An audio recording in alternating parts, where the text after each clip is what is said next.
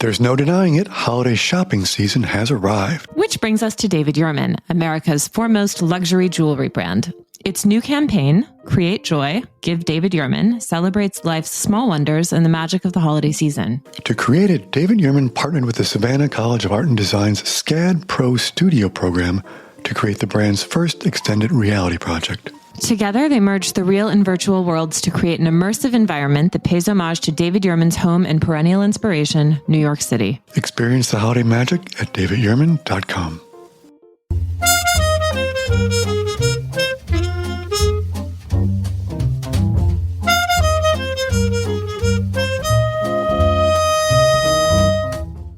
Happy Saturday. It's December 9th, 2023, and you are listening to Morning Meeting. I'm Ashley Baker in London. I'm Michael Haney in New York City. Well, Michael, the holidays have arrived, and we have gifts of all varieties ready to be opened here on this episode. We do, and I have gifts for you, waiting for you when I see you. But for now, we've got a terrific issue this week, great stories, and we got some of them here, beginning with Joanna Berkman, who's going to join us with her report on the turmoil rocking Harvard. Then, Bill Keenan has a fascinating story of what happened 30 years ago when the owners of a National Hockey League team had the crazy idea to try to profit off of what remained of the vaunted Red Army hockey team after the collapse of the Soviet Union. And finally, Bob Colacello will join us with a look at the legendary life of Marina Ciccone, an Italian countess who transcended her gilded background to become Europe's first major female film producer. Ashley, where would you like to begin? Well, Michael, I think we should start with the situation at Harvard. I mean, those guys always like to be first. So Johanna is going to take us inside the hallowed halls of Harvard and tell us exactly how the Israel-Hamas war has divided its community and its administration. Johanna is a writer-at-large for Airmail, and she's written many wonderful stories for us, including a gripping portrait of Jumi Bello, which won the 2023 Deadline Club Award for Arts Reporting. Welcome, Johanna.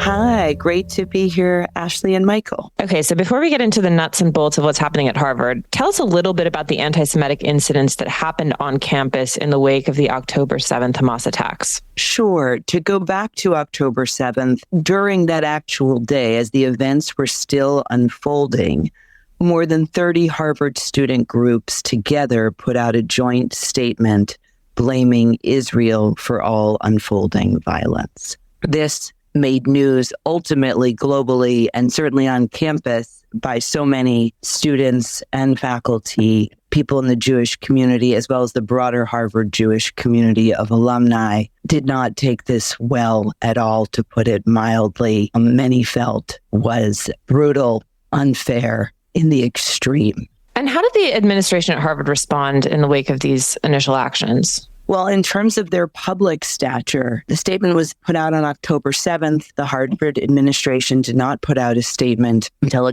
October 9th. And it was not until after Larry Summers, who is a Harvard president emeritus, as well as the former Treasury Secretary under Clinton, and as well as a current Harvard economics professor, he put out a statement on Twitter saying that he was sickened, that he had never been more alienated from Harvard in 50 years of affiliation with the university. And it was after that President Claudine Gay, together with, I believe it's her 15 deans, put out a joint statement. And the joint statement was not a denunciation of Hamas. It did not condemn the terrorist acts of Hamas, and it more just sort of talked about Israel and Gaza and, this is terrible and it's just a bad situation. And that, of course, did not assuage all the concerns and the profound alienation that the initial statement had put out. And then that triggered more statements, and it kind of continued to devolve from there. Now, Claudine Gay has only been in the job at Harvard for a matter of months. Tell us a little bit about her. Sure. She, prior to becoming president of Harvard, she was for, I believe it's 5 years, the dean of Harvard's Faculty of Arts and Sciences. That is really the heart of the university. She was dean there for 5 years. She is a professor in 2 different departments. She is a professor of government. She's also a professor in the African and African American Studies department. She is also the founding member of Harvard's Center for Inequality. All eyes are really on Claudine Gay at the moment right now, not only because of her testimony before Congress, which we can get to in a minute, but also for her response to, or lack of response, one might say, to the incident at Harvard Business School. It was October 18th. On this particular day, students were protesting in Harvard Yard outside of Claudine Gay's office. but President Obama was actually slated to speak at an event concerning the internet. And so hundreds of protesters then marched. The way Harvard is set up, the business school is actually across the Charles River from the majority or a significant portion of the Harvard campus. And so you had hundreds of protesters marching across when they heard Obama was coming to go protest. And then suddenly Obama did not show up. And his speech was canceled very much at the last minute due to, quote, COVID symptoms. It didn't say that he had COVID, but that he had COVID symptoms. This was also, it's important to note, the day after the bombing of a hospital in Gaza, for which initially Israel was blamed. Later, that was found not to be the case. That was already had just happened. And they had what is called a die-in, which for those who may not be familiar with that is when protesters lie on the ground and pretend to be some of the dead victims. And of course, many people are dying in Gaza, as we know, and the students were lying down on the ground in protest of that, while another student read a testimony of one of the doctors from the hospital. At this point, many of the Israeli students at Harvard Business School went inside. They were fearful, but one student did decide to go out. He lives nearby to where this was taking place, and he decided that he started to film it. And this student, just with his phone, was sort of videotaping what was happening. And then he was confronted with these self-appointed protest marshals. These are students who wear, a yellow vest, and they use their keffiyehs to kind of block him and cordon him off. And the group that was doing that became larger. He was alone. There were several of them, and it really I've seen multiple videos shot from different phones at different angles. It's hard to know exactly, but it seems they surrounded him, they blocked him, they all started screaming, shame, shame, at the highest pitch you can imagine. And you can hear him saying, don't touch me, you're grabbing me, get your hands off my neck, and things of that nature. This was not just a sort of casual, we don't want you filming, please leave. It was far more aggressive than that. And this has caused a lot of outrage and shock and horror among members of the Harvard community, including donors to Harvard, right? I mean, we're talking about an institution with a $51 billion endowment, and there are some really powerful people on that board. How are all of these interests playing out in terms of the response to this? Yes, a lot of people are upset on the outside, as you say, and certainly Bill Ackman, who's a billionaire alumnus of multiple Harvard schools, has, sort of taken up the charge on this. But really, the power center at Harvard is not, I know it's sort of to some extent been portrayed this way. The power center really is not the donors. They do have some power, as donors do in any institution, but truly the power at Harvard resides with the corporation. It's not a typical board of trustees setup. It's the oldest corporation in America. At the end of the day, the power is all theirs. They, I believe, have the right. If they lost faith in Claudine Gay, I believe that would matter, whether donors lose faith in her. The enormous endowment does give wiggle room to a president to the extent that, if they have an off year or couple of off years, in theory, that could be okay. Now, on the other hand, Harvard is actually, despite its great wealth, or perhaps in connection with their ability to have accumulated it over so many years, quite a frugal institution, and they have a massive fundraising operation, and they care dearly, not just about the Bill Ackmans of the world, but they also care dearly about the smaller donors. However, in light of the testimony yesterday, you're seeing a lot of pushback against Claudine Gay from all quarters, including the Biden administration. And, there's a lot of bipartisan disappointment with her testimony yesterday. So let's talk about that, Joanna. This obviously anti-Semitism on campus is not exclusively confined to Harvard. It's been happening at many universities across the U.S. And it's caught the attention of the House of Representatives. And on Tuesday, we had Claudine Gay of Harvard, Elizabeth McGill of University of Pennsylvania, Pamela Nadell of American University, and Sally Kornbluth of MIT testifying before a House committee. What did we learn? What we learned is that all of them seemed very loath to answer a question, a series of questions by Elise Stefanik, who is a Republican of New York, who is a Harvard alumna. She has been calling for Claudine Gay's resignation for some time. It was very expected that there would be a kind of confrontation there. Elise Stefanik is not shy, to put it mildly, and her positions on these issues were already known. But what you saw was that Claudine Gay, as well as the others, were reluctant to say that calls for the genocide of the Jews was in violation of university policies and codes. Congresswoman Stefanik pressed repeatedly on this. And Claudine Gay said, when that would cross into conduct, that would be a violation of our policies. And Elise Stefanik said, to paraphrase something to the extent, okay, so if they do a genocide of the Jews, then it violates your policies. And I think what we're seeing is that this very strict interpretation of their policies and this very absolutist adherence to freedom of speech seems problematic. And you're not only seeing, as I said, that from, Republicans, but you are seeing that from President Biden as well, that something seems amiss here. And I think in the wake of it, even Lawrence Tribe, the noted legal scholar and longtime Harvard Law School professor who has 1 million followers on Twitter, he put out yesterday that, he disagrees with Stefanik on most things, but that she is right here and he's profoundly disappointed, as are so many of his, colleagues, students, and friends. And then what you saw was Claudine Gay, who is not typically on Twitter, put out a Twitter statement saying, let me be clear, and trying to clarify. And so I think we're seeing serious problems here. And when you have the Biden administration chiming in against the president of Harvard, I think that's a very clear statement that this has devolved to a very significant extent. How do you see this playing out over the next few weeks and months as this conflict plays out in the Middle East? So there's a couple of really important data points here, one of which is Harvard receives hundreds of millions of dollars a year in federal funding. Harvard also has tax exempt, does not pay federal taxes. They're a nonprofit, just like these other, major institutions. And Elise Stefanik said, and I think it's quite clear that she's going to go after that.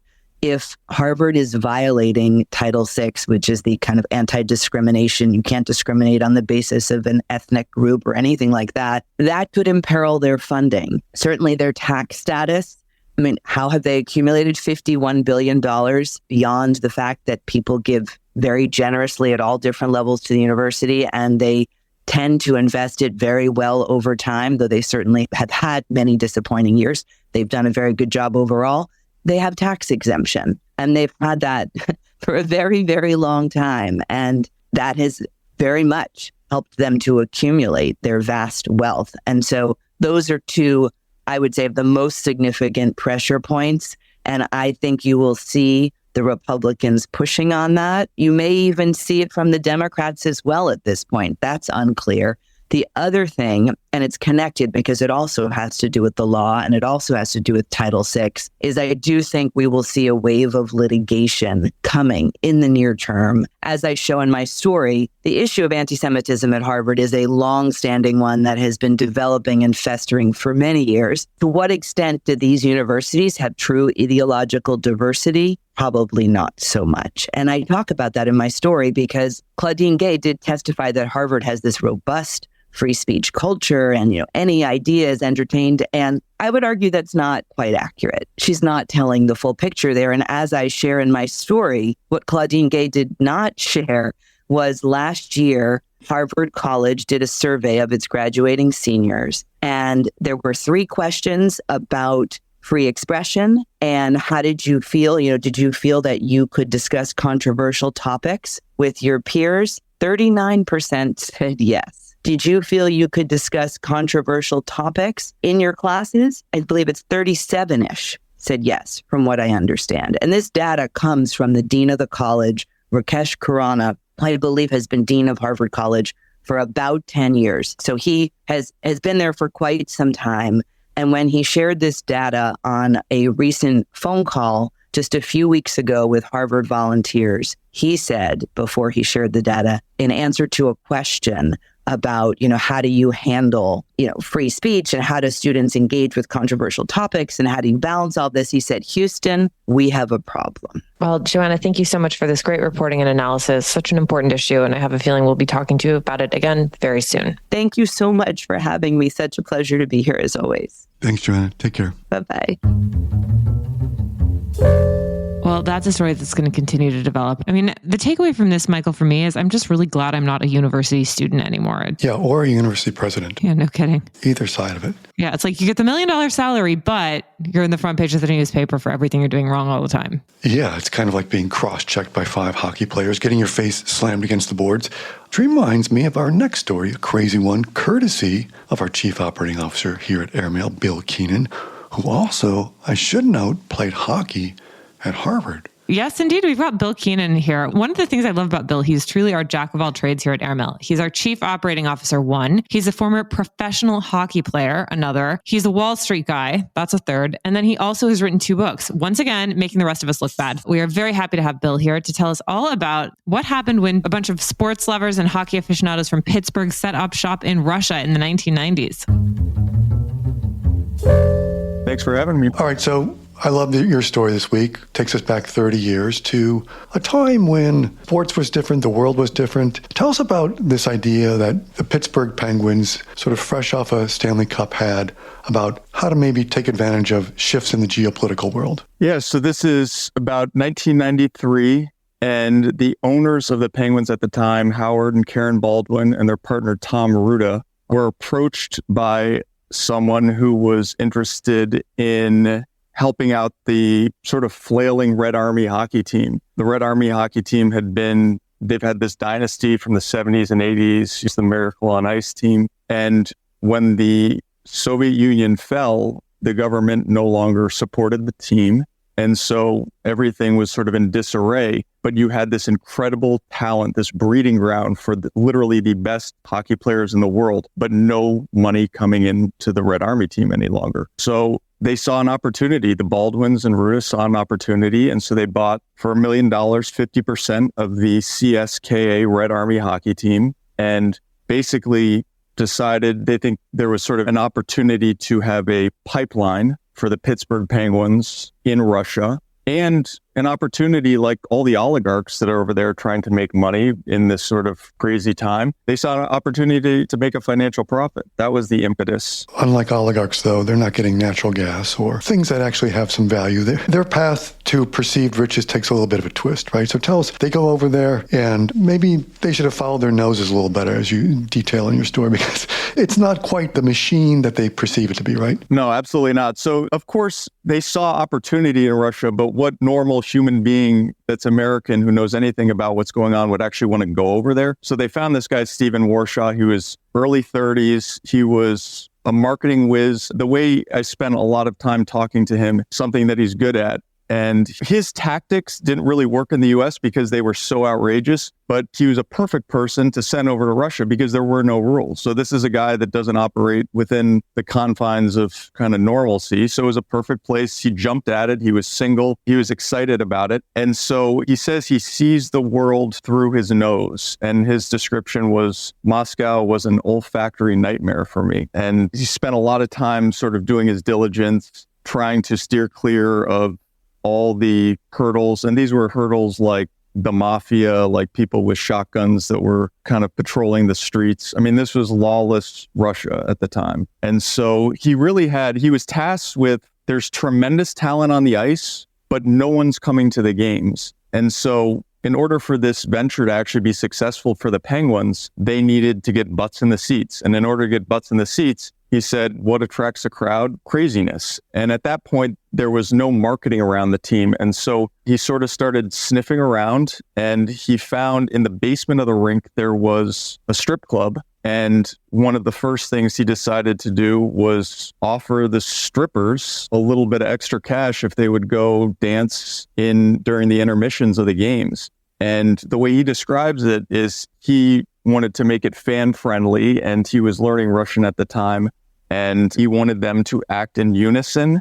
And so that was, of course, misinterpreted. And then sure enough, after the first period, there's strippers performing lesbian acts on the ice. And the fact is, as Tom Ruda, one of the owners, said, they drew more fans the next game. And so there was there were bears on the ice drinking beers. These were outrageous times, but he was successful in the ultimate goal. And they went from 500 fans before he came, 500 fans per game, to 5,000. I guess strippers on the ice draws a little better than just a t-shirt gun shooting off some stuff into the stands. Yeah. The only guns in that arena, too, were like sawed-off shotguns. So it was a nice change of pace. Which is not a joke. So tell us about, it gets a little complicated because it's the Soviet Union after the fall. It's wide open and they're making money now. And of course, they're making money. And so what happens next for these guys? Right. So the U.S. capitalism, you make money and all of a sudden you get opportunities and things typically go your way and there's competition. You make money in Russia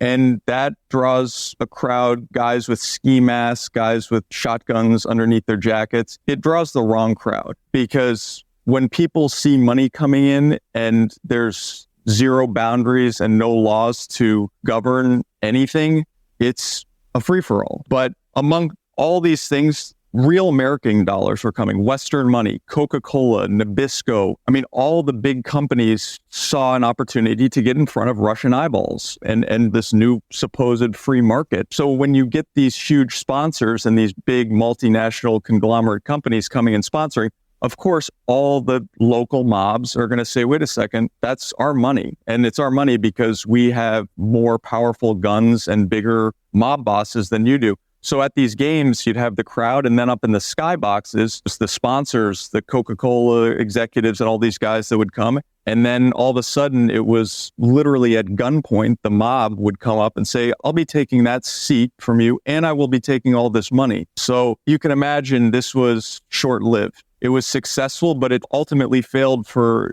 the same reasons that everything fails over there, just because there's no way to protect anything. Anything that's successful is going to draw a dangerous element. So the whole joint venture lasted 2 years. It was 93 to 95. And at the end of the second year, so you have half of the ownership is the Pittsburgh Penguins, and then half of the ownership is Valeri Gushin and Viktor Tikhonov, who were the coach and GM of the team. And so at the end of the second year, Tikhonov and Gushin came to New York, and there was a dinner with the owners of the Penguins in New York City. It was at Morton's Steakhouse. And the Penguins ownership group assumed it would be Tikhonov and Gushin because that's who always traveled to the U.S. when they had these meetings. But Tikhonov and Gushin brought along two friends to this dinner. They were described as their bankers. They did not say anything during the dinner. And what was communicated was, we've got two bankers that are going to be involved in the venture going forward, and you don't have any say in this. And I think that it was right about that time that they realized we've maxed out on what we can do here. And the level of danger was just no longer worth it. Bill, you're our chief operating officer here at Airmail. You're also a former hockey player. What would you have done in that situation? So long as I was offered a contract to play and the team was good, I would have probably stuck it out. Bill, reading your story and also reading your great book about the sport have made me somewhat of a hockey aficionado. But for those of us who are looking for this kind of excitement on the ice in 2023, is there anywhere we can get it? Or was this just a blip in sports history? This stuff still exists. I mean, I don't think you want to go to Russia right now, but in the European leagues, you still see there's more of a gunslinger attitude. The money that the ownership groups of some of these smaller European teams, and honestly, even the U.S., if you look at the minor leagues, these teams down in Texas, in the Southwest in the U.S., you'll get some exposure that you won't see at Madison Square Garden just because they have free reign to do whatever they want to do. So if they want to kind of market more towards the fighting and the craziness, it's still out there. I don't think the danger, I mean, Russia, there's still stories of people, you have a bad game and the guy disappears, or you have a great game and all of a sudden there's a wad of cash in your pants when you come back and you're changing. Bill, thank you so much for this great story, this wild adventure, and for joining us today. See you later, Bill. Yeah, thank you guys. David Yurman's new holiday campaign, Create Joy, Give David Yurman, celebrates life's small wonders. And when it comes to giving joy, we have a few ideas. David Yurman's collections have something for everyone, whether it's sculpted cable, petite pavé, and starburst designs for her, or pavé beads, tags and chains, and chevron for him. There's an irresistible mix of delights for everyone on your shopping list. For inspiration, visit davidyurman.com to browse the collections and take in the new campaign, inspired by the enchantment of the holiday season. David Yurman's designs are made to celebrate moments of connection, joyful memories, and unexpected magic. Happy holidays and happy shopping. Kind of great, huh, Michael? Who knew sports could be this exciting? I'm already casting the movie. It's a great movie. Where shall we go next? Well, we've got Bob Colacello with a fantastic look at a great life in this week's issue. Yes, indeed. What a character she was. It seems like Bob always has a front row seat to greatness, and his story in this week's issue is no exception. He takes us inside the life and times of the Italian Countess who went on to produce some of the most storied movies in European film history. Bob is an editor-at-large for Airmail, and we're thrilled to have him. Welcome, Bob. Bob, thank you so much for joining us. Okay. All right. The life and times of Countess Marina. So many people know her as one of Europe's most accomplished producers of film, but she had a terribly interesting upbringing. Tell us a little bit about the beginning of her life. Well, her grandfather, her mother's father, Volpi, was the richest man in Italy in the early part of the 20th century. Her father was an Italian count, old aristocratic family, and she was raised between Milan and Rome. But there was winters in Cortina, the Italian ski resort. Summers were like in Saint-Tropez or wherever. There's a very aristocratic but sort of early jet set. Yeah. But she was sort of intimately connected with the world of film and its stars from an early age. Well, yeah, two things. Volpi started the Venice Film Festival, the first one in the world, I think in 1934. Meanwhile, Marina went to Sarah Lawrence College in New York, and her roommate was Barbara Warner, the daughter of Jack Warner, the boss of Warner Brothers Studios. And Barbara Warner and Marina Cipolla decided to leave Sarah Lawrence after 1 year and move in with Barbara's parents at the fabulous Warner Mansion in Beverly Hills. And so right away, Marina was planted in the center of Hollywood in the 50s that still was full of glamour stars like Clark Gable and Ava Gardner. And I mean, she kind of met everybody. And in the meantime, her mother had bought an Italian film distribution company in Italy. And when Marina was about 30 years old, she decided to take charge of this company. And one of the first films she distributed was Louis Buñuel's Belle de Jour with Captain Deneuve. And after distributing a few films that were very successful, she thought, why don't I produce the films myself? And she became very involved with Pier Paolo Pasolini. One of her greatest films was Teorema, which is one of my all-time favorite films. I saw it about 4 times at that point. That came out in the early 70s. And it starred Terence Stamp as this kind of very sexy wanderer, you could say, who ended up seducing an entire northern Italian Agnelli-like family, starting with the daughter, the son, the mother, played by the fantastic-looking and great actress Silvana Mangano, and even the father. And it ends with him seducing the maid, who then levitates. It's a crazy film. So Marina really was not afraid to produce films that were controversial, that were highly artistic. One of her films, Investigation of a Citizen Above Suspicion, won the Oscar for Best Foreign Film, I think in 75 or 76. And that's about the time I met her, when she and her girlfriend, Florinda Balkan, who was a Brazilian actress, would come to New York a lot. With New York in the 70s, all the Europeans, particularly the Italians, the rich Italians and the young Italians, were fleeing Italy because of the Red Brigades were kidnapping people. It was a time of great political upheaval in Italy. So all the Ratazzi kids, the Brandolini kids, they all were sent to college in America. And they kind of were the ones who like to go out late at night, which Europeans do much more than Americans or did in those days. So it was a whole scene that Marina and Florinda were very much in the middle of in New York. And Bob, how did you first come across her? Well, I was working for Andy Warhol as editor of Interview magazine starting in 1970. And when you worked with Andy, you pretty much met everybody. One night it was Mick Jagger's birthday party. The next day it was lunch with Marie Helena Rothschild. So I can't remember the exact moment I met Marina, but it was in that period. And we became really good friends pretty quickly. Is there anything you learned from her? Oh, well, yeah, I mean, I guess through osmosis, I became more sophisticated in a way. But I'm from an Italian-American middle-class suburban family, and all these fancy people were really not that different than my grandmother from Naples and her sister. I mean, they all basically all have to gossip about whoever wasn't in the room. And no, but Marina, when I quit Interview in 1983, and I had not yet signed up with Condé Nast and Vanity Fair, I had a summer off, basically, and Marina invited me to Rome for 2 weeks, and then we went to Sardinia for 2 weeks. And yeah, just going on Agnelli's boat in Sardinia, all of it just was part of an education that's never really stopped. But one of the reasons Andy hired me was that I could talk to anybody. So for whatever reason, I just took people as they were. And I think I expected them to take me as I was. She was a very loyal friend. I mean, again, I could bring it back to when I quit Interview.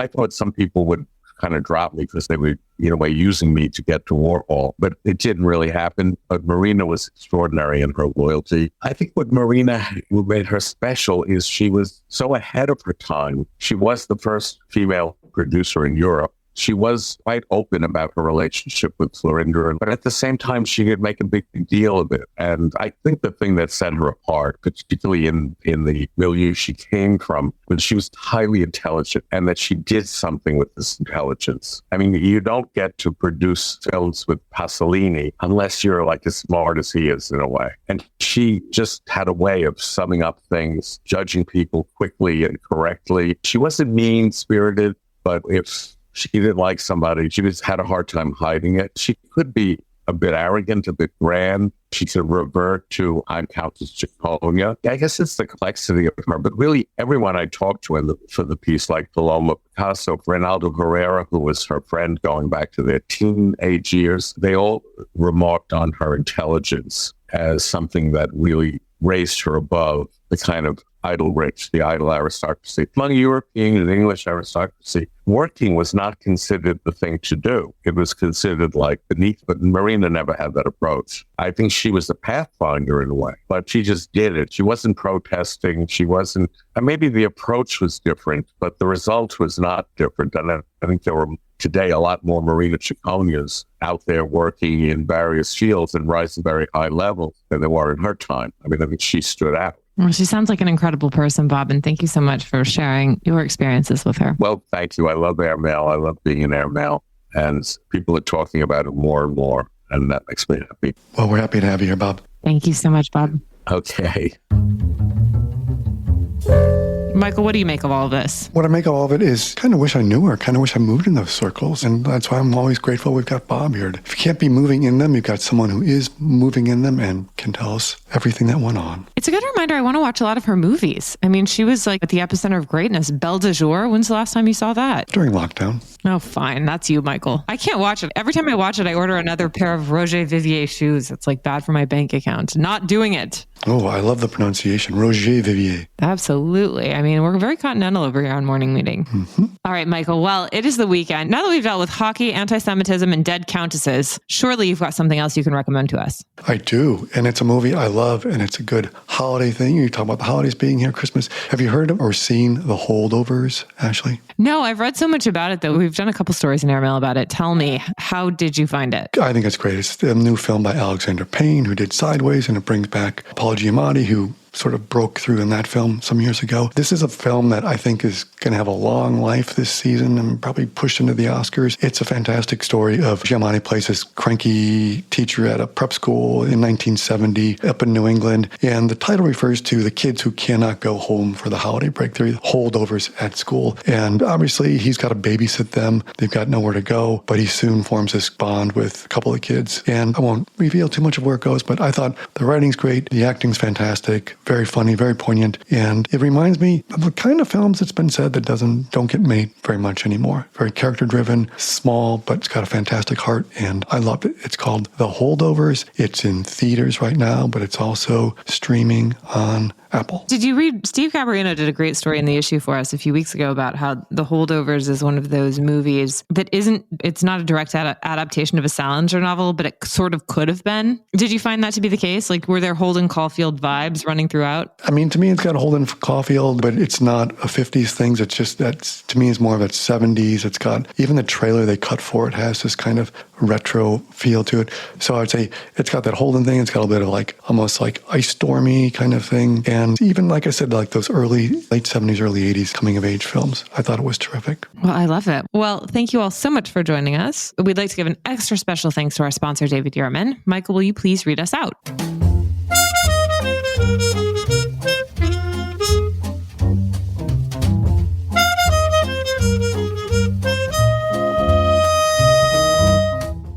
Morning Meeting is produced by Airplay Productions and edited by Jesse Cannon. Our co-editors are Graydon Carter and Alexander Stanley. Our chief operating officer is Bill Keenan. And our deputy editors are Ashley Baker, Chris Garrett, Nathan King, Julie Vitale, and Ash Carter. Our CMO is Emily Davis, and our music supervisor is Randall Poster. Our theme music is The Cute Monster by the Buddy Collette Quintet. A new edition of Airmail is published every Saturday, so please subscribe and enjoy all of our stories on airmail.news, which we update every day. You can also find us on Twitter and Instagram at Airmail Weekly. We will be back here next Saturday with another edition of Morning Meeting. But in the meantime, be sure to subscribe at Spotify or Apple Music. But most of all, thank you again for joining us.